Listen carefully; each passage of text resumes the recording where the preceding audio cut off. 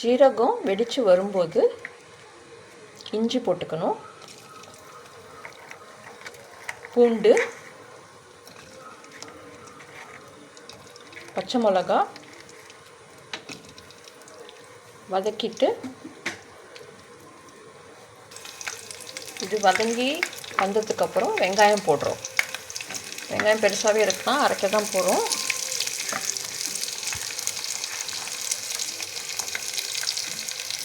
வெங்காயம் ரொம்ப கூட வதங்கணும்னு இல்லை, சிகப்பாகிறதுக்கு முன்னாடி கண்ணாடி பதத்தில் இருக்கும்போது நீட்டிக்கலாம். பாருங்கள், நல்லா வதக்கலாம். வெங்காயம் தனித்தனியாக ஆகுது பாருங்கள். வெங்காயம் வதங்கி வந்தப்புறம் இதுலேயே மசாலா ஐட்டம்ஸ் போட போகிறோம். இலை பிரிஞ்சி இலை, ஏலக்காய், கிராம்பு, பட்டை. இப்போது வெங்காயத்தில் இந்த தண்ணியெல்லாம் வெளில வந்துடுச்சு. தக்காளியை போட்டு வதக்கிக்கலாம். ஏற்கனவே பச்சை மிளகா போட்டிருக்கோம், இது காஞ்ச மிளகாவும் போடணும். எல்லாம் சேர்ந்து வதங்கிறதுக்கு உப்பு போட்டுக்கலாம், கல் உப்பு. பச்சை கொத்தமல்லி போட்டுக்கலாம், அரைக்கிறதுக்காக தான். முந்திரி பருப்பு ஒரு 4 ஊரெல்லாம் வைக்கல, அது தனியாக இன்னொரு ப்ரொசீஜர் இருக்குது அடுத்த ஸ்டெப்பில். இதில் அப்படியே போட்டுக்கலாம். இப்போது மசாலாலாம் போட ஆரம்பிக்கலாங்க. பொருள்கள் அதிகம்தான், ஆனால் ரெஸ்டாரண்ட் டேஸ்ட் கண்டிப்பாக வரும், நம்பி பண்ணுங்கள். மஞ்சத்தூள், தனி மிளகாத்தூள், கரம் மசாலா, காஷ்மீரி சில்லி பவுடர்,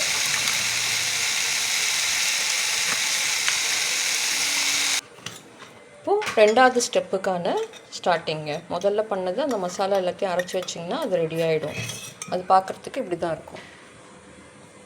இப்போ 2வது ஸ்டெப்புக்கு கொஞ்சம் எண்ணெயும் நெய்யும் கலந்து போட்டுக்கோங்க. ஓகே, இப்போ இந்த எண்ணெயும் நெய்யும் போட்டதில் நம்ம பன்னீரை போட்டு வறுத்து எடுத்துக்க போகிறோம். இது நல்லா க்யூப்ஸாக இருக்கணும், வாயில் சாப்பிட்றதுக்கு கிடைக்கிற மாதிரி. அதே மாதிரி கொஞ்சம் பன்னீரை நிறுத்தி வச்சுக்கோங்க, கடைசியாக அதை துருவி போட போகிறோம். அப்போ தான் அது சேர்ந்து அந்த நல்ல ஒரு திக்னஸோடு நல்லாயிருக்கும். இந்த பன்னீரில் சிலது ஆட் பண்ணுங்க. மஞ்சத்தூள்,